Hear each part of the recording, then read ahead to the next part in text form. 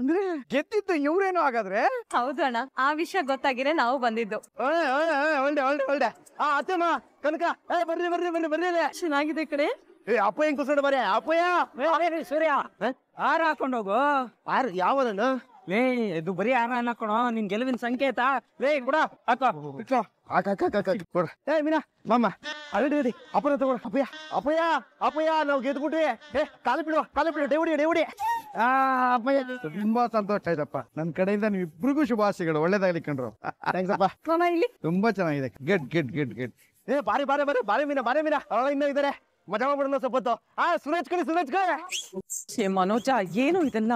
ಏನು ಅಂತ ಅಂದ್ರೆ ಆರತ್ತೂರೈ ಎಲ್ಲ ತಗೊಂಬಂದು ತೋರಿಸ್ತಾ ಇದಾರಲ್ಲ ನಾವೇ ಗೆದ್ದಿರೋದು ಅಂತ. ಅದು ಹೇಗೋ ಸಾಧ್ಯ? ಒಂದು ನೀನು ರೋಹಿಣಿ ಗೆದ್ದಿರ್ಬೇಕು, ಅಥವಾ ರವಿ ಶ್ರುತಿನಾದ್ರೂ ಗೆದ್ದಿರ್ಬೇಕಿತ್ತು. ಇದ್ರಲ್ಲಿ ಏನೋ ಮೋಸ ಇದೆ ಕಣೋ, ಖಂಡಿತ ಮೋಸ ಇದೆ. ಶೂಟನಕ್ಕಿಗೆ ಅಮ್ಮ ಅನ್ನೋ ತರ ಆಡ್ಬೇಡ ಕಣೆ. ಅವ್ರೇನ್ ಮೋಸ ಮಾಡಿರ್ತಾರೆ ಅನಿಸ್ತದವಳೆ. ಇಲ್ಲ ನೀನು ಅಂದ್ಕೊಂಡಂಗೆ ಆಗ್ಬೇಕು ಅಂತಂದ್ರೆ ನೀನೇ ಜಡ್ಜ್ ಸೀಟಲ್ಲಿ ಕೂತ್ಕೋಬೇಕಷ್ಟೇ. ಶಾಂತಿ ಅವ್ರು ಗೆದ್ರೆ ಏನು, ಇವರೆಲ್ಲ ಗೆದ್ರೆ ಏನು, ತಂದೆ ತಾಯ ಯಾರೇ ಗೆದ್ರು ನಾವು ಸಂತೋಷ ಪಡ್ಬೇಕು ತಾನೆ. ಮೀನಾ, ನಿಮ್ಮಿಬ್ರು ಜೋಡಿ ಸೂಪರ್ ಜೋಡಿ ಅಂತ ನಮ್ ಏರಿಯಾದಲ್ಲಿ ಎಲ್ರಿಗೂ ಗೊತ್ತಿತ್ತು. ಇವಾಗ ಇಡೀ ಊರ್ಗೆ ತೋರ್ಸಿದೀರಾ. ಟಿವಿಲೂ ಬರುತ್ತಂತೆ ಅಕ್ಕ, ಸೋಷಿಯಲ್ ಮೀಡಿಯಾದಲ್ಲೂ ಬರುತ್ತೆ. ಕಪಲ್ಸ್ ಅಂದ್ರೆ ಹೀಗೆ ಇರ್ಬೇಕು ಅಂತ ಎಲ್ರು ಹೊಗಳ್ತಾರೆ ಗೊತ್ತಾ? ಈ ವಿಷಯ ಫುಲ್ ನಮ್ ಸ್ಟೇಟ್ಗೆ ಗೊತ್ತಾಗ್ಬೇಕು. ಅಣ್ಣ ನೀನ್ ಇನ್ನೊಂದ್ ಚೂರ್ ಜೋರ ಕೊಡಿ. ನಾನು ಯಾವಾಗ್ಲೂ ಇದನ್ನೇ ಹೇಳೋದು, ಗಂಡ ಹೆಂಡತಿ ಹೇಗಿರ್ಬೇಕು ಅನ್ನೋದನ್ನ ಇವ್ರು ನೋಡಿ ಕಲಿಬೇಕಪ್ಪ. ಬ್ರಹ್ಮರಾಕ್ಷಸಿ, ನಾನು ಏನ್ ಹೇಳಿದ್ದೆ ನಿನಗೆ? 1 ವಾರದಲ್ಲವರು 1 ಲಕ್ಷ ರೂಪಾಯಿ ಸಂಪಾದನೆ ಮಾಡ್ಕೊಂಡ್ ಬರ್ತಾರೆ ಅಂತ ಹೇಳಿದ್ನೋ ಇಲ್ವಾ? ಏನ್ರಿ ಇದೆಲ್ಲ? ಸಂತೋಷ ಪಡ್ಲಿ ಬಿಡು. 2 ವಿಷಯಕ್ಕೆ, ಒಂದು ಅವ್ರು ಗೆದಿರೋದಕ್ಕೆ, ಇನ್ನೊಂದು ನೀನು ಹೊಟ್ಟೆ ಉರಿ ಪಡ್ಕೋತಾ ಇರೋದಕ್ಕೆ. ಬಿಟ್ರೆ ಹೊಡಿತಾನೆ ಇರ್ತೀರಾ. ಚೀತಾ ಅವ್ರಿಗೆ ದುಡ್ಡು ಕೊಟ್ಟು ಕಳ್ಸ್ಬಿಡ. ಆನಂದ್ರ ಅಕ್ಕಂದ್ರ ಬಂದಿದ್ದಕ್ಕೆ ನಿಮ್ಗೆಲ್ರಿಗೂ ತುಂಬಾ ಥ್ಯಾಂಕ್ಸ್. ಹಂಗೆ ಜ್ಯೂಸ್ ಕೊಡ್ಸ್ಬಿಡ. ಬೇಡ ನಮ್ ರೈತರಿಗೆಲ್ಲ ಜೈ ಅಂತ ಅಂದ್ಬಿಟ್ಟು ಒಂದ್ ಎಳ್ನೀರು ಕೊಡ್ಸ್ಬಿಡಿ ಎಲ್ರು. ಜೈ. ಸರಿ ಅಣ್ಣ ಕಾರ್ತಿ ಕೊಡಮ್ಮ ಇದು. ಆತೆಮ್ಮ ನಡಿಯಪ್ಪ ನಡಿ ಒಳಗೋಣ. ಎಲ್ಲಿ ಹೋಗ್ತೇನೆ ನಿಂತ್ಕೊಳ್ಳೋ, ಆರತಿ ಮಾಡ್ಬೇಕಲ್ಲ. ಶ್ರುತಿ ತಗೋ, ನೀನ್ ಆರತಿ ಮಾಡು. ಅತ್ತೆ, ನೀವ್ ಆರತಿ ಮಾಡಿದ್ರೇನೆ ನ್ಯಾಯ. ಅಂಡ್ ಆಲ್ಸೋ ಮೀನವ್ರ ಅಮ್ಮನೂ ಇದಾರಲ್ವಾ, ಇಬ್ರು ಸೇರಿ ಆರತಿ ಮಾಡಿ. ಆಂಟಿ ಬನ್ನಿ. ಇಲ್ಲಮ್ಮ, ನಾನು ಕುಸುಮಮ್ಮ, ಆರತಿಗೆ ಆತರ ಯಾವ ದೋಷನೂ ಇಲ್ಲ. ಬನ್ನಿ ಆರತಿ ಮಾಡ್ ಬನ್ನಿ. ಶ್ರುತಿ, ಈ ನೀರ್ನ ಆಚೆ ಚೆಲ್ಬಿಟ್ ಬಾ. ಇರಮ್ಮ. ಕನಕ ಬಾಯ್.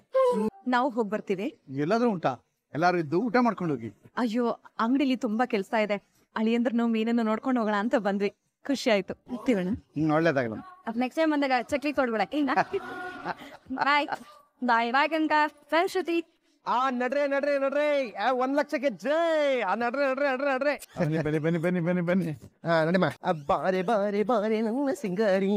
ಅಲ್ಲ, ನೀವಿಬ್ರು ಇಷ್ಟೊಂದು ಓದ್ಕೊಂಡಿದ್ದೀರಾ, ಅವ್ರು ಕೇಳಿದ ಪ್ರಶ್ನೆಗೆ ಸರಿಯಾಗಿ ಉತ್ತರ ಕೊಡೋಕಾಗ್ಲಿಲ್ವಾ ನಿಮ್ ಕೈಯಲ್ಲಿ? ಅಮ್ಮ, ನಾವು ಸರಿಯಾಗಿರೋ ಉತ್ತರನೇ ಕೊಟ್ವಿ, ಅವನಿಗೆ ಸರಿಯಾಗಿ ಪ್ರಶ್ನೆ ಕೇಳಕ್ ಬರ್ಲಿಲ್ಲ. ಮಂಗ್ ನೋಡ್ತಿದ್ಯಾ? ಕುಣಿಯಕ್ ಬರ್ದಿರೋಳು ನೆಲ ಡೊಂಕು ಅಂದ್ಲಂತೆ. ಅಲ್ಲ ಕಣಮ್ಮ ರೋಹಿ, ನೀನಾದ್ರೂ ಅವ್ರು ಕೇಳಿದ ಪ್ರಶ್ನೆಗೆ ಸರಿಯಾದ ಉತ್ತರ ಕೊಡ್ಬಾರ್ದಿತ್ತ? ಅತ್ತೆ, ನಮಗ್ ಗೊತ್ತಿರೋ ಉತ್ತರನ ನಾವ್ ಕೊಡ್ಬೋದೇ ಹೊರತು ಅವ್ರು ಅನ್ಕೊಂಡಿರೋದನ್ನ ನಾವ್ ಹೇಗ್ ಕೊಡೋದಕ್ಕಾಗತ್ತೆ? ಅಷ್ಟೇ ಅಮ್ಮ, ಅಲ್ಲಿಗೆ ಬಂದಿರೋ ಜೋಡಿಗಳು ಆಗಾಗ ಜಗಳ ಆಡ್ತಾನೆ ಇರ್ತಾರಂತೆ. ಆದ್ರೆ ನಾನು ರೋಹಿಣಿ ಯಾವತ್ತೂ ಜಗಳ ಆಡಿಲ್ಲ. ಅಂಡರ್ಸ್ಟ್ಯಾಂಡಿಂಗ್ ಅಲ್ಲಿ ಇರ್ತೀವಿ. ಆ ಅವಾರ್ಡ್ ನಮ್ಗೆ ಕೊಡ್ಬೇಕಾಗಿತ್ತು. ಇಲ್ಲ ಪಾಲಿಟಿಕ್ಸ್ ಅಮ್ಮ, ಪಾಲಿಟಿಕ್ಸ್. ರೀ, ಈ ಬೋರ್ಡ್ ನ ಏನ್ ಮಾಡೋದು? ಇನ್ನೇನ್ ಮಾಡೋದು? ಇಲ್ಲೇನಾದ್ರೂ ನೇತಾಕೋದು? ಇಷ್ಟ್ ದೊಡ್ಡ ಬೋರ್ಡ್ ನಮ್ ಮನೇಲಿ ನೇತಾಕೋದಾ? ಬೇಡವಾ? ಸರಿ ಓಲಿ ಬಿಡು. ಇನ್ನೇನ್ ನಮ್ ರೂಮ್ ಕಟ್ತೀವಲ್ಲ, ನಮ್ ರೂಮ್ ಎದುರುಗಡೆ ದೊಡ್ಡದಾಗಿ ಬೋರ್ಡ್ ಹಾಕ್ಬಿಡೋಣ. ಬರೋರು ಹೋಗೋರು ಎಲ್ಲ ನೋಡ್ಕೊಂಡು ಹೋಗ್ಬಿಡ್ಲಿ. ಏನಕ್ಕೆ ಎಲ್ರಿಗೂ ಗೊತ್ತಾಗ್ಬೇಕಾ? ಲಕ್ಷ ಸಂಪಾದನೆ ಮಾಡಿದವರು ಅಂತನಾ? ಹಂಗಲ್ಲ ಕಣೆ, ಲಕ್ಷದಲ್ಲಿ 1 ಜೋಡಿ ಅಂತ ಎಲ್ರಿಗೂ ಗೊತ್ತಾಗ್ಲಿ. ನಮ್ಮ ಹಾಗೆ ಯಾರು ಇರಲ್ಲ ಅಂತ ಅನ್ಕೊಂಡೆ. ಹಂಗೆಲ್ಲ ಹೇಳಕ್ಕಾಗಲ್ಲ ಮೀನಾ, ಅದೆಲ್ಲ ಒಬ್ರು ಇರ್ತಾರೆ. ರೀ, ಏನೇ ಆದ್ರೂ ಈ ಮಂಚ ಒಂಥರ ಲಕ್ಕಿ ಮಂಚ ರೀ. ನೀವ್ ಇದನ್ ಮನೆಗ್ ತಂದಾಗ ಕೆಲವೊಬ್ರಿಗೆ ಇಷ್ಟನೇ ಆಗ್ಲಿಲ್ಲ. ಆದ್ರೆ ಇದು ಮನೆಗ್ ಬಂದಿದ್ ಗಳಿಗೆಲಿ ನಾವಿಬ್ರು ಆದರ್ಶ ದಂಪತಿಗಳು ಅಂತ ಅನ್ಸ್ಕೊಂಡು 1 ಲಕ್ಷ ತಗೊಂಡ್ವಿ. ಈಗ್ಲಾದ್ರೂ ಗೊತ್ತಾಯ್ತಾ? ಈ ಸೂರ್ಯ ಏನ್ ಕೆಲ್ಸ ಮಾಡಿದ್ರು ಅದ್ರ ಹಿಂದೆ 1,000 ಅರ್ಥ ಇರತ್ತೆ. ಅಲ್ಲಲ್ಲ, ಇಲ್ಲಿ ನೋಡಿಲಿ, 1 ಲಕ್ಷ ಅರ್ಥ ಇರುತ್ತೆ. ನಮ್ ಬಗ್ಗೆ ಯಾರ್ ಏನ್ ಬೇಕಾದ್ರೆ ಮಾತಾಡ್ಕೊಳ್ಳಿ. ಮಾತಾಡೋ ಬಾಯಿಗೆ ಕಾಂಕ್ರೀಟ್ ಹಾಕಿ ಸುಮ್ನೆ ಇರು ಅಂತಂದ್ರು ಸುಮ್ನೆ ಇರೋದಿಲ್ಲ. ಅದು ಒಂದ್ ಕಡೆ ಅವ್ರು ಏನ್ ಬೇಕಿದ್ರು ಮಾತಾಡ್ಕೊಳ್ಳಿ, ಇನ್ನೊಂದ್ ಕಡೆ ನಾವು ಅವ್ರ ಕಣ್ಣು ಎದುರಿಗೆನೆ ಒಂದೊಂದೇ ಹೆಜ್ಜೆ ಬೆಳಿತಾ ಹೋಗೋಣ. ನಮ್ ಬಗ್ಗೆನೆ ಏನು ಹೇಳ್ತಿದ್ದಾನೆ? ನನಗೂ ಕೇಳಿಸ್ತಿದೆ ಕಣ. ವಿನಾ, ಈ ಮಂಚದ ಬೆಲೆನೆ ಅವತ್ತು ಸೋನಂ ಪಾಪುಡಿ ಹೇಳಿದ್ಲು. ಆದ್ರೆ ಇದ್ರ ಅದೃಷ್ಟ ಎಂತದ್ದು ಅಂತ ನೀನ್ ಹೇಳಿದ್ಯಾ ವಿನಾ. ಇದರ ದೆಸೆಯಿಂದ ನಾವೊಂದು ರೂಮ್ ಕಟ್ಬಿಟ್ರೆ, ಕೈಯಲ್ಲಿ 4 ಕಿಟಕಿ ಇಟ್ಕೊಂಡು ತಾಜ್ ಮಹಲ್ ಕಟ್ಟಿಸ್ತೀನಿ ಅನ್ನೋನು ಒಂದೇ, ಈ 1 ಲಕ್ಷ ರೂಪಾಯಿ ಇಟ್ಕೊಂಡು ರೂಮೇ ಕಟ್ಟಿಸ್ತೀನಿ ಅನ್ನೋನು ಒಂದೇ. ಮನೋಜ, ಇವನು ಹಾಗಲೊತ್ತೇ ಕನಸು ಕಾಣ್ತಿದ್ದಾನೆ. ಕರ್ಮ. ಬೆಳಗ್ಗೇನೋ ಮಧ್ಯಾಹ್ನನೋ ರಾತ್ರಿನೋ ನಮಗೆ ಅಂತ ಕಾಣೋದಕ್ಕೆ ಒಂದು ಕನಸಿದೆಯಪ್ಪ. ನಿಮಗೆ ಇನ್ನೊಬ್ರು ಕನ್ಸನ್ನ ಹೊಡೆದಾಕವ್ರಲ್ಲ ಬುಡಿ. ಲೇ 5 ಡಿಗ್ರಿ ಹೇಳ್ಬಿಡೋ ಸಕ್ಕರೆಗೆ ಎದೆಲಿ ಕಲ್ಲಿಟ್ಕೊಂಡಿರೋನ್ಗೆ ಈ ಇದೆಲ್ಲ ಯಾವ್ದು ಅಂಟದು ಇಲ್ಲ ಅಂತ ನೋಡ್ತಾರಲೇ. ನೋಡ್ತಾರೋ ನಾಳೆ ನಾನ್ ಕಟ್ಸೋ ರೂಮ್ಗೆ ನನ್ನ ಎದೆಲಿರೋ ಕಲ್ಲೇ ಪಾಯ ಕಮ್ ಅಡಿಪಾಯ. ಅದರಿಂದ ನಿಮ್ಮ ತಳಪಾಯ ಎಲ್ಲ ತಳ್ಕಂಬಳಕ ಆಗಿ ಆಮು ಕುಚ್ಚು ಪುಡಿ ಕತ್ತಕ್ಕಳ್ಳಿ ಆಡೋ ಹಂಗೆ ಮಾಡ್ಲಿಲ್ಲ ಅಂತಂದ್ರೆ ನಾನು ಮಾಜಿ ಇಂಜಿನ್ ಡ್ರೈವರ್ ರಂಗನಾಥ್ ಅವರ ಹಾಲಿ ಮಗ ಸೂರ್ಯನೇ ಅಲ್ಲ. ಅಪ್ಪಯ್ಯ ಏನೋ ಸೂರ್ಯ ಅಪ್ಪಯ್ಯ, ನನ್ ಜೀವನದಲ್ಲಿ ಮೊದಲನೇ ಸರಿ 1 ಲಕ್ಷ ಒಂದೇ ದಿನದಲ್ಲಿ ಸಂಪಾದನೆ ಮಾಡೋದಪ್ಪಯ್ಯ. ಇವನ ಆಸೆ ಪಟ್ನಲ್ಲ ಅಂತ ದೇವ್ರೇನೋ ಸ್ವಲ್ಪ ದುಡ್ಡು ಕೊಟ್ರೆ ಅದನ್ನ ಇವನೇ ಕಷ್ಟಪಟ್ಟು ಸಂಪಾದನೆ ಮಾಡಿರೋ ತರ ಬೀಗ್ತಾ ಇದ್ದಾನೆ. ಬೀಗಿತಿ, ಇದು ಆಸೆ ಪಟ್ಟವ್ರಿಗೆಲ್ಲ ಸಿಗೋದಲ್ಲ ಕಣೆ, 4 ಜನಕ್ಕೆ ಆದರ್ಶವಾಗಿ ಜೀವಿಸುವಂತವ್ರಿಗೆ ಸಿಗೋದು. ಇಡೀ ಊರೇ ಇವ್ರನ್ನ ಇವತ್ತು ಆದರ್ಶ ದಂಪತಿಗಳು ಅಂತ ಒಪ್ಕೊಂಡಿದೆ ಕಣೆ. ರಾವಣೇಶ್ವರಿ. ಓ ರಾವಣೇಶ್ವರಿ, ಇದ್ಯಾವ್ದಪ್ಪ ಇದು ಬಿರುದಾಂಕಿತಗಳು ಒಂಥರ ಚೆನ್ನಾಗಿದಲ್ವೇನೆ. ಕೆಲಸದಲ್ಲೇ ಆಗ್ಲಿ ಜೀವನದಲ್ಲೇ ಆಗ್ಲಿ ನಿಯತ್ತಿಂದ ದುಡಿದ್ರೆ ಅವ್ರು ಒಂದಲ್ಲ ಒಂದಿನ ಗೆದ್ದೇ ಗೆಲ್ತಾರಪ್ಪ. ನೀವಿಬ್ರು ಒಬ್ರನ್ನೊಬ್ರು ಅರ್ಥ ಮಾಡ್ಕೊಂಡು ಒಬ್ರಿಗೋಸ್ಕರ ಇನ್ನೊಬ್ರು ಬದುಕ್ತಾ ಇದ್ದೀರಿ, ಅದ್ರ ಫಲನೇ ಇದು. ಏನ್ ಅವೆಲ್ಲ ಸರಿ ಇಲ್ಲ ಅಂತ ಅಪ್ಪ ಹೇಳ್ತಿದಾರಾ? ಅಯ್ಯೋ, ಅವ್ರು ಯಾವಾಗ ತಾನೇ ಸುಮ್ನಿರ್ತಾರೆ? ಅವ್ರು ಸುಮ್ನಿದ್ರು ಅವ್ರ ಬಾಯಿ ಸುಮ್ನಿರಲ್ಲ, ಏನಾದ್ರೂ ಅಂತಾನೇ ಇರ್ತಾರೆ. ಅವನೇನೋ ಫ್ರಾಡ್ ಕೆಲಸ ಮಾಡಿ ಗೆದ್ದಿರ್ಬೇಕಮ್ಮ, ಇಲ್ಲ ಅಂದ್ರೆ ಎಲ್ಲಿ ಗೆಲ್ಲಕ್ಕಾಗತ್ತೆ ಹೇಳು? ಅಪ್ಪ ಇಲ್ಲೇ ಇದ್ದಾಳೆ ನೋಡ್ ಮೀನು, ಇವಳಿಂದಾನೇ ನಾವು ಗೆದ್ದಿದ್ದು. ನಾನೇನ್ರಿ ಮಾಡ್ದೆ? ನಿಮ್ಮಿಂದಾನೆ ನಾನ್ ಗೆದ್ದಿದ್ದು. ಸುಮ್ನೆ ಅಪ್ಪಯ್ಯ, ಇದ್ರಲ್ಲಿ ನನ್ ಪಾಲ್ ಏನಿದ್ರು ಬರೀ 20% ಅಷ್ಟೇ. ಇನ್ ಮಿಕ್ಕಿದೆಲ್ಲ ಮೀನನೇ ಮಾಡಿದ್ದು, ಇವಳಿಂದಾನೇ ನಾವು ಗೆದ್ದಿದ್ದು. ಏನ್ರಿ ನೀವು? ಅಪ್ಪಯ್ಯ ಅಲ್ಲಿ ಪ್ರಶ್ನೆ ಕೇಳ್ತಾರೆ, ನಾವು ಉತ್ತರ ಕೊಡ್ಬೇಕು ಅಂತ ನನ್ಗೆ ಗೊತ್ತಾದಾಗ್ಲೇ ನನಗೆ ಟೆನ್ಷನ್, ಕೈ ಕಾಲ ನಡ್ಬಿಡ್ತು. ನಮ್ಗೆ ಸ್ಕೂಲಲ್ಲೇ ಟೀಚರ್ಸ್ ಪ್ರಶ್ನೆ ಕೇಳಿದಾಗ ಏನು ಉತ್ತರಕ್ಕೆ ಬರ್ತಾ ಇರ್ಲಿಲ್ಲ, ಬಾಯಲ್ಲಿ ಅಬ್ಬೆ ತಬ್ಬೆ ಅಂದ್ಬಿಡ್ತಾ ಇದ್ದೆ. ಇನ್ನು ಇಲ್ಲಿ ಎಲ್ರ ಮುಂದೆ ನಮ್ಗೆ ಕೇಳ್ಬಿಟ್ರೆ ನಾವು ಉತ್ತರ ಕೊಟ್ಬಿಡ್ತೀವ ನಾವು. ಆಗ ಮೀನಾ ರೀ ಸುಮ್ನೆ ರೀ ನಾವೇ ಗೆಲ್ಲೋದು ಅನ್ನೋ ಡ್ಯಾಶ್ ಕೊಟ್ಟಿದ್ದು. ಅನ್ನೋ ಡ್ಯಾಶ್ ಅದೇಪ್ಪ ಈ ಹುಮ್ಮಸ್ ತುಂಬಿಸೋದು. ಪೌಡ್ರಮ್ಮ, ಇಂಗ್ಲಿಷ್ ಪೌಡ್ರಮ್ಮ, ಅದನ್ನ ಇಂಗ್ಲಿಷ್ ಅಲ್ಲಿ ಏನ್ ಕರೀತಾರೆ ಒಂದ್ಸತಿ ಹೇಳಮ್ಮ? ಮೋಟಿವೇಶನ್. ಮೋಟಿವೇಶನ್ ಅದೇ ಕಣವ್ವ. ಅಯ್ಯೋ ಇಡೀ ರಾತ್ರಿ ನಿದ್ದೆನೆ ಮಾಡಿಲ್ಲಪ್ಪ. ಅಲ್ಲಿ ಎಂತ ಪ್ರಶ್ನೆ ಕೇಳ್ತಾರೆ, ಅಲ್ಲಿ ಹೆಂಗಿರ್ಬೇಕು, ಎಲ್ರ ಮುಂದೆ ಯಾವ ತರ ಮಾತಾಡ್ಬೇಕು ಅಂತ ಪೂರ್ತಿ ಇಡೀ ರಾತ್ರಿ ಮೀನಾ ಹೇಳ್ಕೊಡ್ತಾನೆ ಇದ್ಲು ನನ್ಗೆ. ಅಷ್ಟೇ ಅಲ್ಲಪ್ಪ, ಮೈಕ ಮಾತ್ರ ಹೋಗಿ ನಮ್ಗಿದ್ದ ಡೌಟ್ಸ್ ಎಲ್ಲಾ ಕೇಳ್ಕೊಂಡ್ ಬಂದ್ವಿ, ಅದಕ್ಕೆ ನಾವ್ ಗೆದ್ದಿದ್ದು. ನೋಡ್ದೇನಮ್ಮ ಅವನವನ್ ಹೆಂಡತಿನ ಹೇಗ್ ಹೊಗಳ್ತಿದ್ದಾನೆ ಅಂತ. ಅಲ್ಲ, ಅವ್ರ ತರ ರಾತ್ರಿ ಎಲ್ಲ ಕುತ್ಕೊಂಡು ನೀವು ಪ್ರಾಕ್ಟೀಸ್ ಮಾಡ್ಬೇಕಿತ್ತು ತಾನೆ? ಇಲ್ಲ ನಾವ್ ಮಲ್ಕೊಂಡ್ಬಿಟ್ವಿ. ಓ, ಚೆನ್ನಾಗಿ ನಿದ್ರೆ ಮಾಡಿದ್ರ ಇಬ್ರು? ಅಮ್ಮ ಅದ್ ಯಾವ್ದ ಲೋಕಲ್ ಕಂಪ್ನಿ ಕಣಮ್ಮ, ಓದ್ದೇ ಇರೋ ದಡ್ರಿಗೂ ಬೆಸ್ಟ್ ಕಪಲ್ ಅಂತ ಅವಾರ್ಡ್ ಕೊಟ್ಬಿಟ್ಟಿದ್ದಾರೆ. ಪೆಂಗ್ ಬಿಟ್ಟಿದೆ, CCTV ಫುಟೇಜ್ ಸಮೇತ ತೋರ್ಸ್ಬಿಟ್ರಲ್ಲೋ ನಿನ್ ಡಿಗ್ರಿ ಸರ್ಟಿಫಿಕೇಟ್ ನ. ಅಲ್ಲ ಕಣಲೇ, ಅಲ್ಲಿ ಅಷ್ಟೆಲ್ಲ ಅವಮಾನ ಮಾಡಿಸ್ಕೊಂಡ್ಬಂದು ಇಲ್ಲಿ ಏನು ಹಾಗೆ ನನ್ನ ತರ ಡೋ ಮಾಡ್ತಾ ಇದೀಯಲ್ಲ ನೀನು. ನಿಮ್ಮ ಬಾಳ್ವೆಗೆ ಬಾಳೆಗೊನೆ ತಾಕ. ಮನೋಜ, ಅವ್ರಿಬ್ರು ಈಗಾಗ್ಲೇ ಗೆದ್ದಾಗಿದೆ, ನೀನ್ ಅವ್ರನ್ನ ಹೊಗಳದಿದ್ರೆ ಬೇಡ ಕಣ, ಕೀಳಾಗಿ ಮಾತಾಡ್ಬೇಡ. ಅಪ್ಪ ಆ ಈವೆಂಟ್ ನಡ್ಸೋರೆ ಸರಿ ಇಲ್ಲ. ಇವ್ರಿಬ್ರು 3 ದಿನಕ್ಕೆ 4 ದಿನಕ್ಕೆ ಕಿತ್ತಾಡ್ಕೊಂಡು ಜಗಳ ಆಡ್ತಿರೋದು ನೀನು ಗೊತ್ತಿಲ್ವಾ? ಇವ್ರು ಒಳ್ಳೆ ಕಪಲ. ಮಾವ, ಜಗಳ ಅನ್ನೋದು ಯಾರ ಮನೇಲಿ ಇರಲ್ಲ ಹೇಳಿ? ಗಂಡ ಹೆಂಡತಿ ಅಂದ್ಮೇಲೆ ಒಂದಲ್ಲ ಒಂದ್ ವಿಷಯಕ್ಕೆ ಜಗಳ ಆಡೋದು ಸಾಮಾನ್ಯನೇ ತಾನೆ. ಅದೆಲ್ಲ ಸುಮ್ನೆ ಹೇಳ್ತಾ ಇರೋದು. ಒಂದ್ ಒಳ್ಳೆ ಅಂಡರ್ಸ್ಟ್ಯಾಂಡಿಂಗ್ ಇದ್ರೆ ಯಾವ ಕಪಲ್ಸ್ಗೂ ಜಗಳ ಬರೋದೇ ಇಲ್ಲ. ಈಗ ನಮ್ಮನೆ ನೋಡು, ನಾವ್ ಯಾವತ್ತಾದ್ರೂ ಒಂದು ದಿನವರೆಗೂ ಜಗಳ ಆಡಿರೋದ ನೋಡಿದೀರಾ? ಅದೆಂಗೋ ನೀನ್ ಹತ್ರ ಜಗಳ ಆಡ್ತೀಯಾ ಅಲ್ವೋ? ಪೌಡ್ರಮ್ಮ ನೋಡ್ತಾ ಕಣ್ಣು ಬಿಡ್ತಿದ್ದಂಗೆ ತೋಕೆ ಮುದ್ರಕೊಂಡಿರೋ ನಾಯಿ ಮರಿ ಹಂಗೆ ಮೂಲೆ ಸೇರ್ಕೊಂಡ್ಬಿಡೋದಿನ ನೀನು. ಮಾವ, ಸಂಬಂಧನೇ ಇಲ್ದೆ ನಮ್ ಬಗ್ಗೆ ಮಾತಾಡ್ತಿದ್ದಾರೆ ಇವರು. ಅಪ್ಪ ಇದೆಲ್ಲ ನಾನ್ ಹೇಳ್ತಾ ಇರೋದಲ್ಲ ಅಪ್ಪಯ್ಯ, ಅಲ್ಲಿ ಮಾರ್ಕ್ಸ್ ಹಾಕೋದಿಕ್ಕೆ ಕೂತಿದ್ರು ನೋಡೋ ಜಡ್ಜಸ್, ಅವ್ರು ಹೇಳಿದ್ದು. ಎಲ್ಲ ಮೀನಾ ಅವ್ರು ಏನ್ ಹೇಳಿದ್ರು ಒಂದ್ಸರಿ ಹೇಳು. ಈಗ ಯಾಕದಲ್ಲ? ಅಯ್ಯ ನೀನ್ ಏನ ನೀನು ಅದ್ ಏನ್ ಹೇಳಿದ್ರು ಅಂತ ಕೇಳಮ್ಮ. ಅಲ್ಲಿ ಬಂದಿದ್ ಜಡ್ಜ್ ಅಲ್ಲಿ ಒಬ್ರು ರಿಟೈರ್ಡ್ ಜಡ್ಜ್ ಅಂತೆ ಮಾವ. ಅವ್ರು ಹೇಳಿದ್ರು ಗಂಡ ಹೆಂಡತಿ ಅಂದ್ಮೇಲೆ ಜಗಳ ಬರುತ್ತೆ, ಆ ತರ ಜಗಳ ಬಂದ್ರೇನೆ ಒಬ್ರು ಮೇಲೆ ಒಬ್ರಿಗೆ ಪ್ರೀತಿ ಜಾಸ್ತಿ ಆಗೋದು ಅಂತ.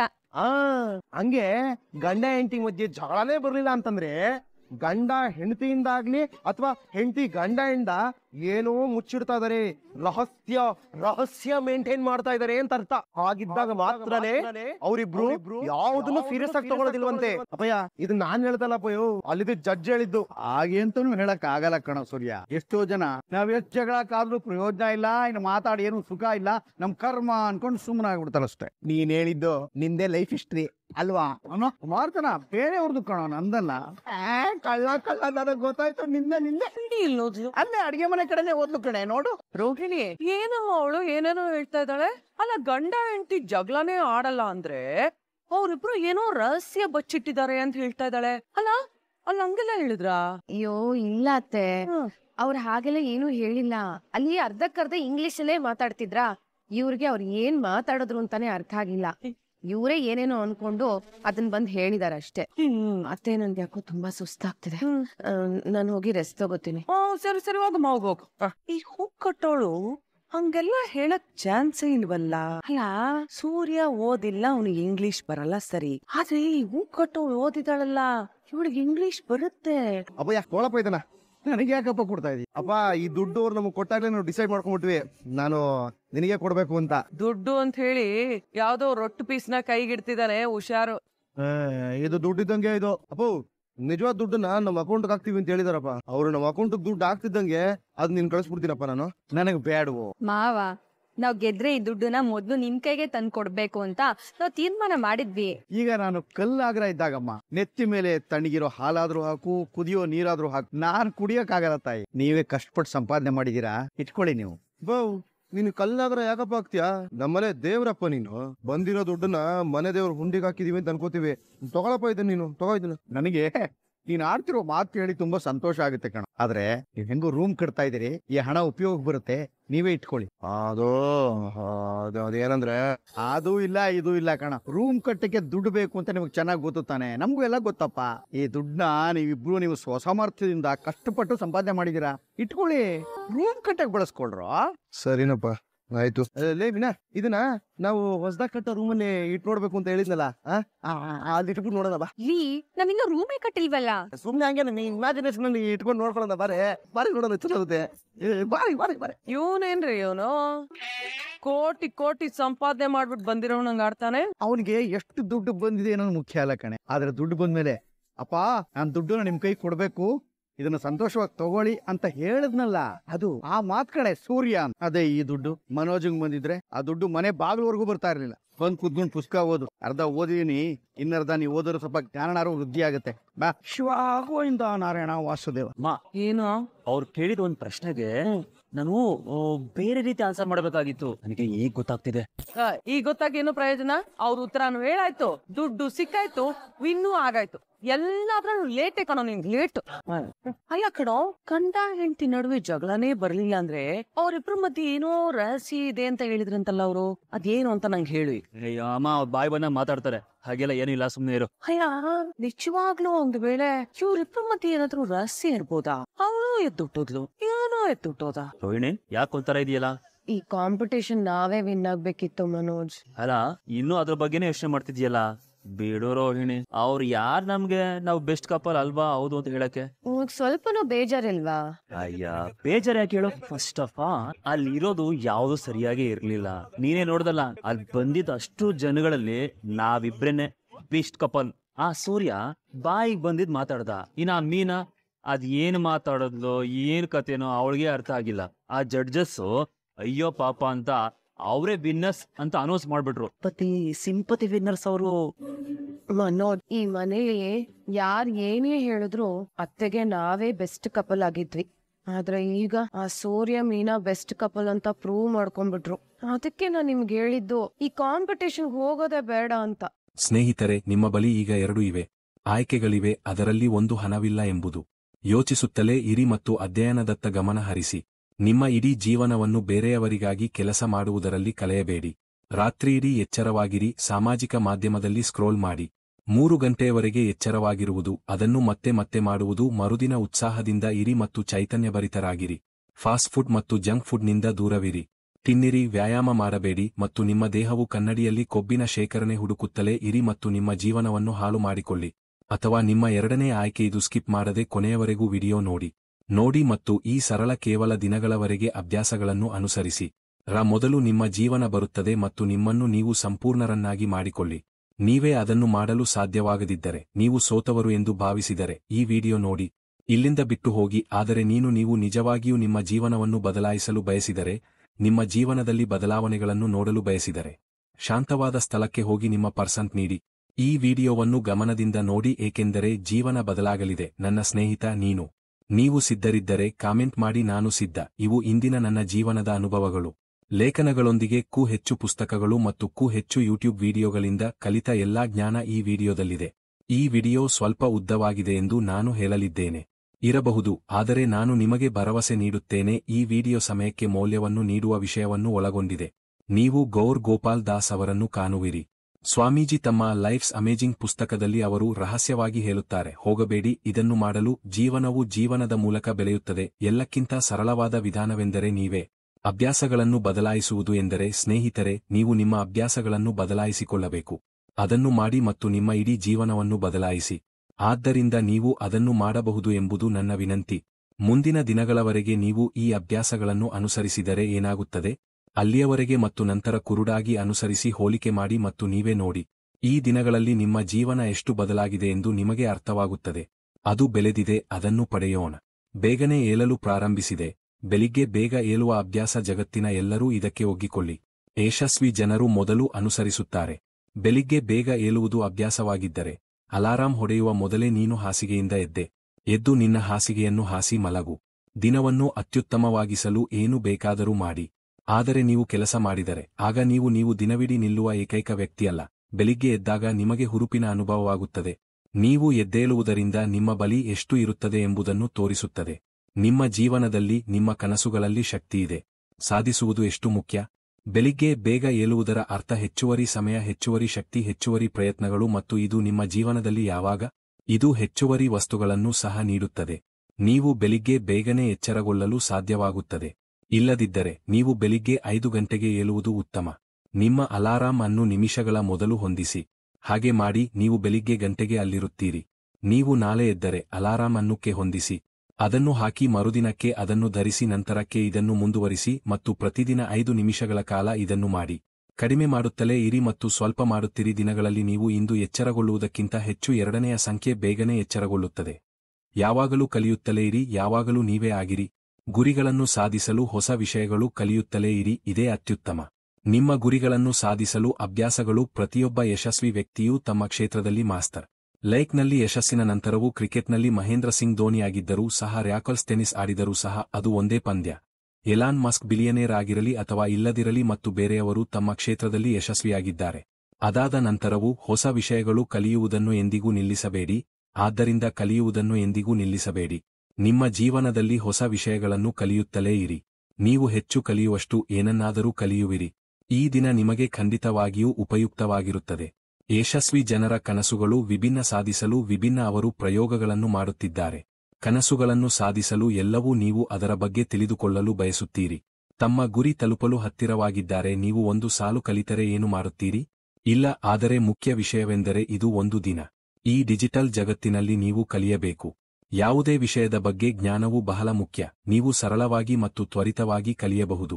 ಆದರೆ ನೀವು ಯಾವುದೇ ಕ್ಷೇತ್ರದಲ್ಲಿ ಶ್ರೇಷ್ಠರಾಗಿದ್ದರೂ ಸಹ, ನೀವು ಯಾವಾಗಲೂ ಹೊರಗೆ ಇರಲು ಬಯಸುವ ಆ ಕ್ಷೇತ್ರ ಯಾವಾಗಲೂ ಕಲಿಯುವುದು. ಈ ಪ್ರಕ್ರಿಯೆಯಿಂದ ಉತ್ಸುಕರಾಗಿರಿ. ನೀವು ಕಲಿಯುವ ಜ್ಞಾನವು ನಿಮ್ಮನ್ನು ಒಬ್ಬರನ್ನಾಗಿ ಮಾಡುತ್ತದೆ. ಅದು ನಿಮ್ಮನ್ನು ಅತ್ಯುನ್ನತ ಎತ್ತರಕ್ಕೆ ಕೊಂಡೊಯ್ಯುತ್ತದೆ. ಯಾವಾಗಲೂ ಹೊಸ ವಿಷಯಗಳನ್ನು ಕಲಿಯುತ್ತಲೇ ಇರಿ. ಮೂರನೆಯದು ಮಾತು ಕಡಿಮೆ ಕೇಳು ಹೆಚ್ಚು. ದೇವರೇ ಅವನು ನಮಗೆ 2 ಕಿವಿಗಳನ್ನು ಕೊಟ್ಟನು, ಆದರೆ ಒಂದು ಬಾಯಿ. ನಾವು ಹೆಚ್ಚು ಎಂದು ಅವನು ಅದನ್ನು ನಮಗೆ ಏಕೆ ಕೊಟ್ಟನು? ಆಲಿಸಿ ಮತ್ತು ಕಡಿಮೆ ಮಾತನಾಡಿ. ಯಾವಾಗಲೂ ಮೌನವಾಗಿರುವ ಕೇಳುಗರು ಅವರು ಎಂದಿಗೂ ಸೋಲುವುದಿಲ್ಲ, ಏಕೆಂದರೆ ಅವರು ಯಾವಾಗಲೂ ಹೊಸ ವಿಷಯಗಳು ಅವರಿಗೆ ಕಡಿಮೆ ಮಾತನಾಡುವುದು ಹೇಗೆಂದು ತಿಳಿದಿದೆ. ಅಂದರೆ ಕಡಿಮೆ ಶಕ್ತಿ ವ್ಯರ್ಥ. ವಾದಗಳು ವಿರುದ್ಧವಾಗುವುದನ್ನು ನಿಲ್ಲಿಸುತ್ತವೆ. ಅವರು ನಿಮ್ಮನ್ನು ಕೀಳು ಎಂದು ನೋಡುವುದಿಲ್ಲ.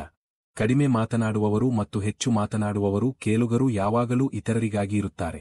ಇಷ್ಟವಾಗುವ ಮತ್ತು ಆಕರ್ಷಕ ಕೂಡ. ನೀವು ಕಡಿಮೆ ಇರುವುದರಿಂದ ನೀವು ಕಾಣಿಸಿಕೊಳ್ಳುತ್ತೀರಿ. ಮಾತನಾಡುವಾಗ ನಿಮ್ಮ ಆಲೋಚನಾ ಶಕ್ತಿ ತುಂಬಾ ಹೆಚ್ಚಾಗಿರುತ್ತದೆ. ಇದು ಹೀಗಿರುತ್ತದೆ ಮತ್ತು ನಿಮ್ಮ ನಿರ್ಧಾರಗಳು ಮತ್ತು ಮಾತುಗಳು ಪರಿಪೂರ್ಣ. ಒಬ್ಬ ವ್ಯಕ್ತಿ ಕಡಿಮೆ. ಅವನು ಮಾತನಾಡುವಾಗ ತನ್ನೊಂದಿಗೆ ಹೆಚ್ಚು ಸಂಪರ್ಕ ಹೊಂದಿರುತ್ತಾನೆ. ಅವನು ಆಗುತ್ತಾನೆ ಮತ್ತು ಅವನಲ್ಲಿ ಎಷ್ಟು ಆಲೋಚನೆಗಳಿವೆ. ಶಕ್ತಿಶಾಲಿ ಎಂದರೆ ಅವನು ಕಠಿಣ ಎಂದರ್ಥ. ಯಾವುದೇ ಪರಿಸ್ಥಿತಿಯನ್ನು ಬಹಳ ಸುಲಭವಾಗಿ ನಿಭಾಯಿಸುತ್ತಾರೆ. ಇದಕ್ಕಾಗಿ ಒಂದು ಕ್ಲಾಸಿಕ್ ಆನ್ಯನ ಉದಾಹರಣೆ. ಆದ್ದರಿಂದಲೇ ಕಡಿಮೆ ಮಾತನಾಡಿ ಮತ್ತು ಹೆಚ್ಚು ಮಾತನಾಡಿ. 4ನೇ ಸಂಖ್ಯೆಯನ್ನು ಕೇಳಿ ನಿಮ್ಮನ್ನು ನೀವು ನೋಡಲು ಕಲಿಯಿರಿ. ನೀವು ಎಲ್ಲದಕ್ಕೂ ಹೌದು ಎಂದು ಹೇರುವ ಅಗತ್ಯವಿಲ್ಲ. ಬೇರೆಯ ವ್ಯಕ್ತಿ ನಿಮಗಾಗಿ ಕೆಲವು ಗುರಿಗಳನ್ನು ಹೊಂದಿರುತ್ತಾನೆ, ಸಾಧಿಸಬೇಕಾದ ಕನಸುಗಳಿವೆ. ಹಾಗಾದರೆ ನಿಮ್ಮ ನಂಬಿಕೆ ವ್ಯವಸ್ಥೆಯೂ ಸಹ ನಿಮ್ಮ ಗುರಿಗಳು ವಿಭಿನ್ನವಾಗಿರುತ್ತವೆ. ಹಾಗಿದ್ದಲ್ಲಿ ಅದನ್ನು ತಲುಪಲು ನೀವು ಎಲ್ಲಿಗೆ ಹೋಗುತ್ತೀರಿ? ಮಾರ್ಗವೂ ವಿಭಿನ್ನವಾಗಿರುತ್ತದೆ. ನಿಮಗೆ ಏನಾದರೂ ಇಷ್ಟವಾಗದಿದ್ದರೆ ತಕ್ಷಣ ಹೇಳಿ, ನನಗೆ ಇಷ್ಟವಿಲ್ಲ ಅಂತ ಹೇಳಿ. ನೀವು ಒಳ್ಳೆಯ ವ್ಯಕ್ತಿಯಾಗಲು ಬಯಸುತ್ತೀರಾ? ಯಾವುದೇ ಸಮಸ್ಯೆ ಇಲ್ಲ, ಏಕೆಂದರೆ ದೀರ್ಘಾವಧಿಯಲ್ಲಿ ಅದು ನಷ್ಟವೇ ಸರಿ. ಈ ಕೋಟಿ ಜನರಲ್ಲಿ ನೀವು ಒಬ್ಬರೇ ಆಗಿರುತ್ತೀರಿ. ನೀವು ಒಬ್ಬ ವಿಶಿಷ್ಟ ವ್ಯಕ್ತಿ, ಮತ್ತು ನೀವು ಇಷ್ಟಪಡುವುದನ್ನು ನೀವು ಇಷ್ಟಪಡುವುದಿಲ್ಲ. ಅದನ್ನು ಹೇಳಲು ನಿಮಗೆ ಸಂಪೂರ್ಣ ಹಕ್ಕಿದೆ. ನನಗೆ ಸ್ನೇಹಿತರೊಂದಿಗೆ ಹೊರಗೆ ಹೋಗುವುದು ಇಷ್ಟ ಇಲ್ಲದಿದ್ದರೆ ಇಲ್ಲ ಎಂದು ಹೇಳಲು ಕಲಿಯಿರಿ. ನೀವು ಎಂಜಿನಿಯರ್ ಅಲ್ಲ, ನೀವು ವಿಷಯ ಸೃಷ್ಟಿಕರ್ತ. ಅನಿವಾರ್ಯವಾದರೆ ಇಲ್ಲ ಎಂದು ಹೇಳಲು ಕಲಿಯಿರಿ. ನನಗಾಗಿ ನಿಮ್ಮ ತಂದೆಗೆ ವಿವರಿಸಿ. ವಿಷಯವು ನಿಮಗೆ ಎಂಜಿನಿಯರ್ ಆಗುವ ಅಗತ್ಯವಿಲ್ಲ, ನೀವು ಸೃಷ್ಟಿಕರ್ತರಾಗಲು ಬಯಸುತ್ತೀರಿ. ಸ್ನೇಹಿತರಿಗಾಗಿ, ನಿಮ್ಮ ಗೆಳತಿಗಾಗಿ ಮತ್ತು ನಿಮಗಾಗಿ. ಗೆಳೆಯನಿಗೆ ಬೇಡ ಎಂದು ಹೇಳಲು ಕಲಿಯಿರಿ. ಏಕೆಂದರೆ ಇಲ್ಲ ಎಂದು ಹೇಳುವುದರಿಂದ ಇನ್ನೊಬ್ಬ ವ್ಯಕ್ತಿ ಸ್ವಲ್ಪ ಸಮಯದವರೆಗೆ ಕೆಟ್ಟ ವ್ಯಕ್ತಿಯಂತೆ ವರ್ತಿಸಿ. ಇದು ದೀರ್ಘಾವಧಿಯಂತೆ ಕಾಣಿಸಬಹುದು, ಆದರೆ ನೀವು ಇನ್ನೂ ನಿಮ್ಮದನ್ನು ನೋಡಬಹುದು. ನಿಮ್ಮ ಸ್ವಂತ ದೃಷ್ಟಿಯಲ್ಲಿ ನೀವು ಉತ್ತಮ ವ್ಯಕ್ತಿಯಾಗುತ್ತೀರಿ. ನೀವು ಗೌರವವನ್ನು ಅನುಭವಿಸುವಿರಿ. ಸಂಖ್ಯೆ 5 ಲೆಕ್ಕಾಚಾರದ ಅಪಾಯಗಳನ್ನು ತೆಗೆದುಕೊಳ್ಳಲು ಕಲಿಯಿರಿ.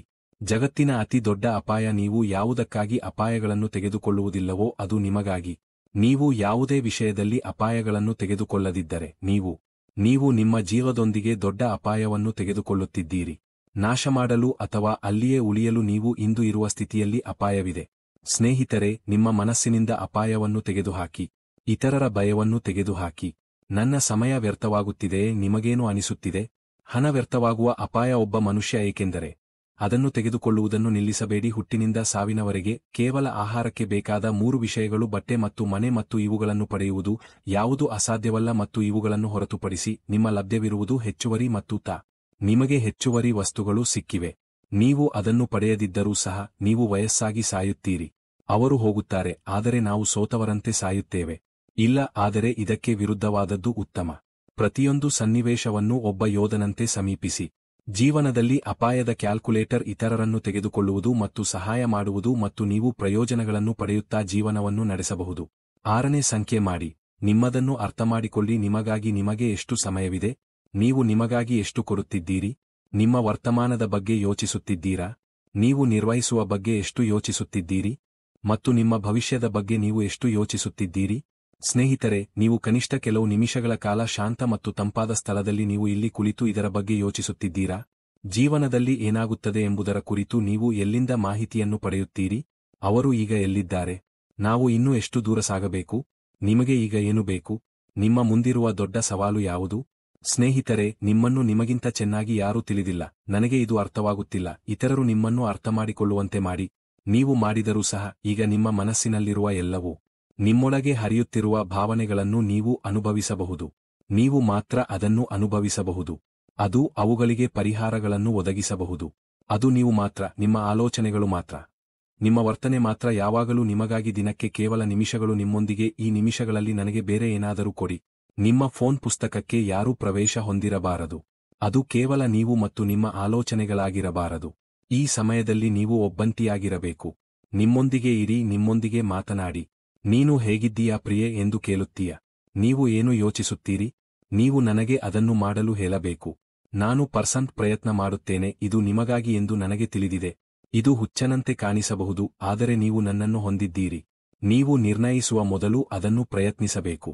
7ನೇ ಸಂಖ್ಯೆ ಕಲಿಯುವುದು. ನಿರ್ಧಾರಗಳನ್ನು ತೆಗೆದುಕೊಳ್ಳಿ ಮತ್ತು ಕ್ರಮಗಳನ್ನು ತೆಗೆದುಕೊಳ್ಳಿ. ಇವುಗಳ ಆಧಾರದ ಮೇಲೆ ಎಷ್ಟು ನಿರ್ಧಾರಗಳು ತೆಗೆದುಕೊಳ್ಳಲಾಗಿದೆ?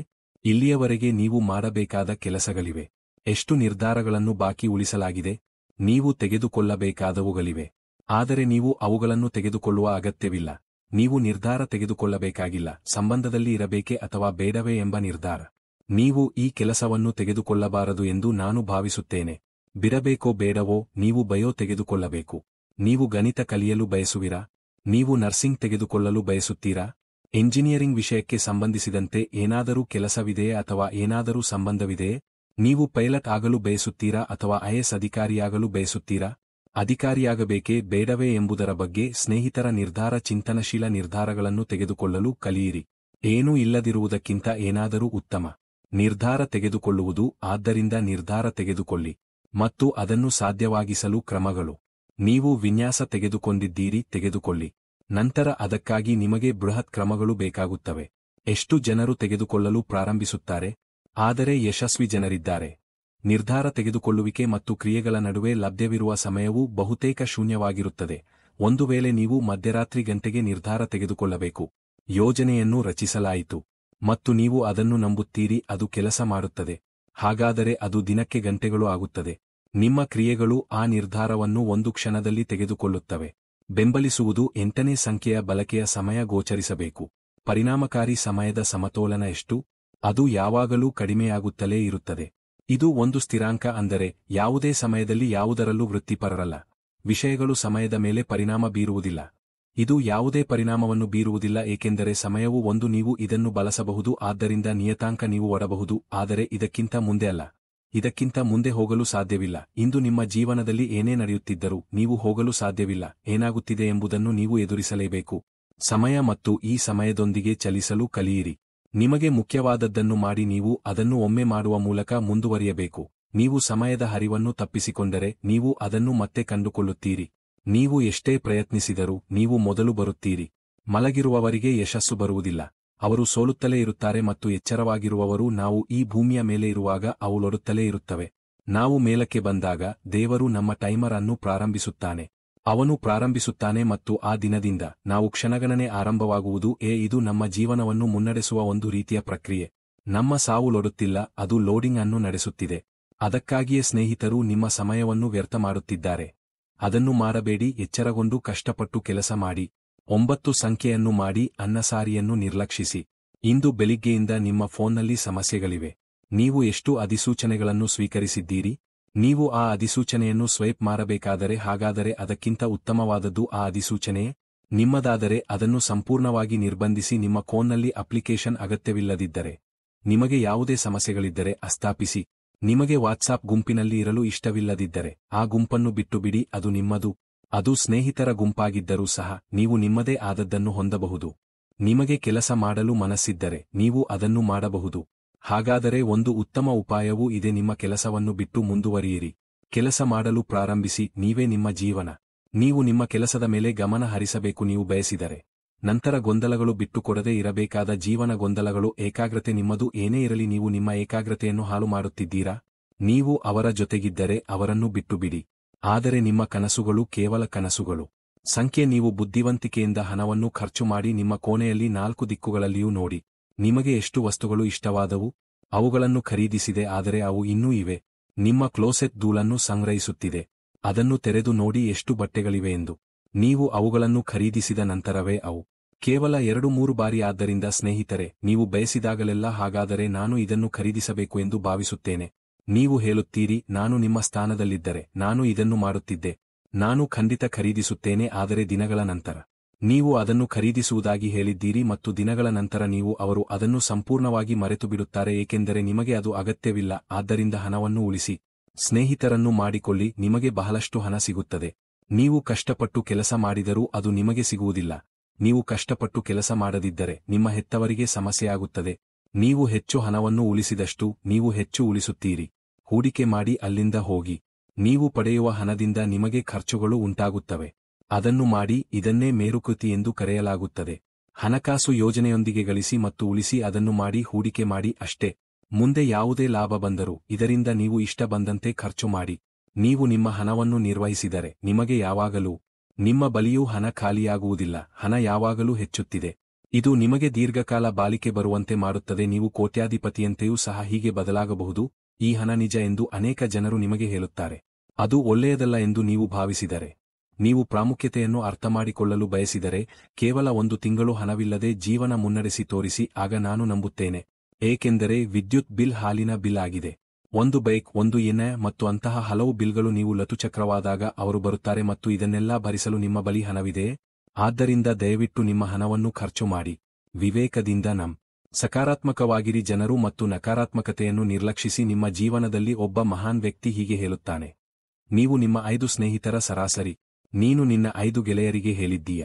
ನೀವು ಯಾರ ಕಡೆಗೆ ತಿರುಗಬಹುದು ಎಂದು ಊಹಿಸಿ ಮತ್ತು 5 ಜನರು ಆನಂದಿಸಲು ಇಷ್ಟಪಡುತ್ತಾರೆ. ದಯವಿಟ್ಟು ನಿಮ್ಮ ಸ್ನೇಹಿತರಿಗೆ ನನ್ನನ್ನು ಪರಿಚಯಿಸಿ. ನೀವು ಯಾವ ರೀತಿಯ ವ್ಯಕ್ತಿ ಮತ್ತು ನೀವು ಹೇಗೆ ವರ್ತಿಸುತ್ತೀರಿ ಎಂದು ಹೇಳಿ. ಅದು ಹೇಗಿರುತ್ತದೆ ಎಂದು ನೀವು ಯೋಚಿಸುತ್ತೀರಿ ಮತ್ತು ನಿಮ್ಮ ಅಭಿಪ್ರಾಯವೇನು? ನಿಮ್ಮ ಪರಿಸರವು ನಿಮ್ಮ ಭವಿಷ್ಯ ಹೇಗಿರುತ್ತದೆ ಎಂಬುದನ್ನು ನಿರ್ಧರಿಸುತ್ತದೆ. ನಿಮ್ಮ ಮೇಲೆ ಬಹಳ ದೊಡ್ಡ ಪ್ರಭಾವ ಬೀರುತ್ತವೆ. ನಿಮ್ಮ ಸುತ್ತಮುತ್ತಲಿನವರನ್ನು ಮಾಡುತ್ತದೆ. ನಕಾರಾತ್ಮಕತೆ ಇದ್ದರೆ ಅವರು ನಕಾರಾತ್ಮಕ ಜನರು. ಆದರೆ ನೀವು ಅಲ್ಲಿ ಇರುವುದು ಸಂಪೂರ್ಣವಾಗಿ ಸರಿ. ಇಲ್ಲ, ನೀವು ಒಬ್ಬಂಟಿಯಾಗಿರುವುದು ಉತ್ತಮ. ಇರಿ, ಏಕೆಂದರೆ ಅವರು ಅಂಥವರು. ಅವರಿಗೆ ಚಳಿಗಾಲದಲ್ಲಿ ಬೇಸಿಗೆ ಇಷ್ಟ, ಬೇಸಿಗೆಯಲ್ಲಿ ಮಳೆ ಇರುತ್ತದೆ ಮತ್ತು ಚಳಿಗಾಲದಲ್ಲಿ ಮಳೆ ಇರುತ್ತದೆ. ನನಗೆ ಈ ರೀತಿಯ ಬೇಸಿಗೆ ಇಷ್ಟ. ನಕಾರಾತ್ಮಕ ಜನರು ಎಲ್ಲೇ ಇದ್ದರೂ ಸಂತೋಷವಾಗಿರುತ್ತಾರೆ. ಅವರು ಎಷ್ಟೇ ಇದ್ದರೂ ತೃಪ್ತರಾಗುವುದಿಲ್ಲ. ಬೋಳು ತಲೆ ಇರುವವರು ಕೂಡ ಸಂತೋಷವಾಗಿರುತ್ತಾರೆ. ಎಲ್ಲರಿಗೂ ಅದನ್ನು ಅನುಭವಿಸಲು ಅವಕಾಶ ನೀಡಲಾಗುವುದಿಲ್ಲ. ನೀವು ಸಂತೋಷವಾಗಿ ಮತ್ತು ಮುಕ್ತವಾಗಿರಲು ಹಕ್ಕಿದೆ. ನಿಮ್ಮ ಬಗ್ಗೆ ಸಕಾರಾತ್ಮಕವಾಗಿರಲು ನಿಮಗೆ ಹಕ್ಕಿದೆ. ನೀವು ನಕಾರಾತ್ಮಕವಾಗಿ ಮಾತನಾಡುವುದನ್ನು ನಿಲ್ಲಿಸಬೇಕು. ಅದು ನನ್ನ ಸಮಾಧಿಯ ಕಲ್ಲಿನಂತಿರುತ್ತದೆ. ನನ್ನ ವಿಷಯದಲ್ಲೂ ಹೀಗೆಯೇ.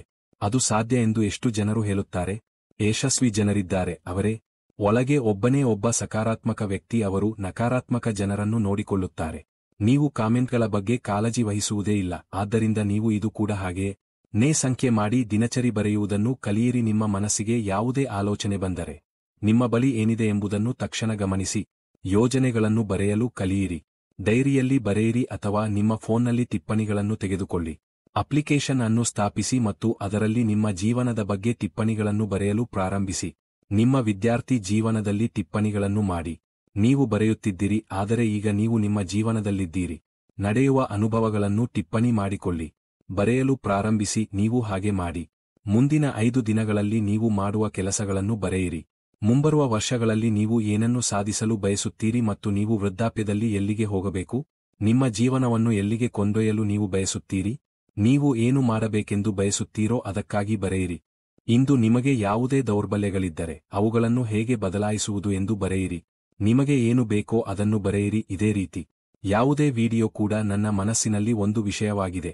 ಅದು ಬಂದರೆ ನಾನು ತಕ್ಷಣ ಅದನ್ನು ಟಿಪ್ಪಣಿ ಮಾಡಿಕೊಳ್ಳುತ್ತೇನೆ. ಒಮ್ಮೆ ನನಗೆ ಒಂದು ಐಡಿಯಾ ತಪ್ಪಿಹೋದ ಕಾರಣ ನಾನು ಇಲ್ಲಿಯೇ ಇರುತ್ತೇನೆ. ಅಂದರೆ ಅದು ಸಂಭವಿಸಿತು, ಅದು ಮತ್ತೆ ಮನಸ್ಸಿಗೆ ಬಂದಿತು. ಅದು ಬರದಿದ್ದರೆ ಪ್ರಾರಂಭಿಸಿ. ಜರ್ನಲಿಂಗ್ ಸಂಖ್ಯೆ ಫಿಟ್ ಆಗಿರಿ ಮತ್ತು ಆರೋಗ್ಯಕರ ಜೀವನ ಶೈಲಿಯನ್ನು ಅಳವಡಿಸಿಕೊಳ್ಳಿ. ಕಡಿಮೆ ತಿನ್ನಿರಿ, ಪ್ರತಿದಿನ ಹೆಚ್ಚು ಚಲಿಸಿ. ಕೇವಲ 1 ಗಂಟೆ ವ್ಯಾಯಾಮ ಮಾಡಿ. ಹಾಗೆ ಮಾಡುವುದರಿಂದ ನೀವು ಫಿಟ್ ಆಗುವುದು ಮಾತ್ರವಲ್ಲ, ನೀವು ಕೂಡ ಆಕರ್ಷಕರಾಗಿದ್ದೀರಿ. ನಿಮ್ಮನ್ನು ಬುದ್ಧಿವಂತರನ್ನಾಗಿ ಮಾಡುತ್ತದೆ. ನಿಮ್ಮಲ್ಲಿ ಆತ್ಮವಿಶ್ವಾಸ ಕಾಣುವಿರಿ. ನಿಮ್ಮ ದೇಹವು ಬೆಳೆದು ಫಿಟ್ ಆಗುತ್ತದೆ. ನೀವು ಜೀವನದಲ್ಲಿ ವೇಗವಾಗಿ ಮುಂದುವರಿಯುತ್ತೀರಿ. ತುಂಬಾ ಆರೋಗ್ಯಕರ ಮತ್ತು ಪೌಷ್ಟಿಕ ಒದಗಿಸಲಾದ ಆಹಾರವನ್ನು ಸೇವಿಸಿ ಮತ್ತು ಕ್ಯಾಲೋರಿಗಳನ್ನು ಬರ್ನ್ ಮಾಡಿ. ಧ್ಯಾನ ಮತ್ತು ಯೋಗ ಮಾಡಿ. ಮುಖ್ಯವಾಗಿ ಎಲ್ಲಾ ಕೆಟ್ಟ ಅಭ್ಯಾಸಗಳಿಗೆ ಸಂಖ್ಯೆಯಿಂದ ದೂರವಿರಿ. ನಗುತ್ತಲೇ ಇರಿ. ಅಳುವ ವ್ಯಕ್ತಿಯ ಜೊತೆ ಯಾರೂ ಇರುವುದಿಲ್ಲ. ಅವರಿಗೆ ಸ್ನೇಹ ಬೇಕಾಗಿಲ್ಲ, ಏಕೆಂದರೆ ಎಲ್ಲರೂ ಒಬ್ಬರ ಜೀವನದಲ್ಲಿಯೂ ಸಹ ಅವರ ಕಾರಣದಿಂದಾಗಿ ಸಮಸ್ಯೆಗಳಿವೆ. ಆದ್ದರಿಂದ ಯಾರೂ ಹೆಚ್ಚು ದುಃಖವನ್ನು ಅನುಭವಿಸಲು ಮುಕ್ತರಿಲ್ಲ. ಅವರು ನಿಮ್ಮನ್ನು ತಮ್ಮ ಜೀವನಕ್ಕೆ ಆಹ್ವಾನಿಸುವುದಿಲ್ಲ, ಅಲ್ಲವೇ?